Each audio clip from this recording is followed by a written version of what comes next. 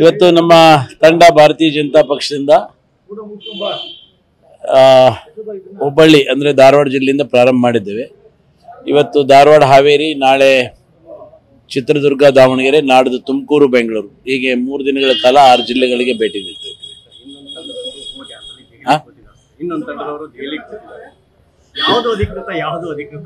ಇದು ರಾಜ್ಯಾಧ್ಯಕ್ಷರು ಕೊಟ್ಟಿದ್ದು, ರಾಜ್ಯಾಧ್ಯಕ್ಷರ ಆದೇಶದ ಮೇರೆಗೆ ನಾವು ಬಂದಿದ್ದೇವೆ. ಇದು ಅಧಿಕೃತ. ನೀವು ಅರ್ಥ ಮಾಡ್ಕೊಳ್ಳಿ, ಅಧಿಕೃತ ಅಂದ್ರೆ ಇನ್ನು ಉಳಿದಿದ್ದೇನು ಅಂತ ಅಲ್ಲ. ಇನ್ನು ಹೋಗಿ ಹೋರಾಟ ಮಾಡ್ಲಿಕ್ಕೆ ಯಾರಾದ್ರೂ ಮಾಡ್ಬೋದು, ಯಾರೇ ಸಾರ್ವಜನಿಕರು ಮಾಡ್ಬೋದು, ಅದು ಮಾಡಿದ್ದಾರೆ. ಅದರಲ್ಲಿ ಅದು ಯಾವಾಗ ಮುಕ್ತಾಯ ಆಗುತ್ತೆ ಅವಾಗ ಆಗಲ್ಲ ನಡ್ರಿ, ಅದೆಲ್ಲ ಸಾಧ್ಯ ಇಲ್ಲ.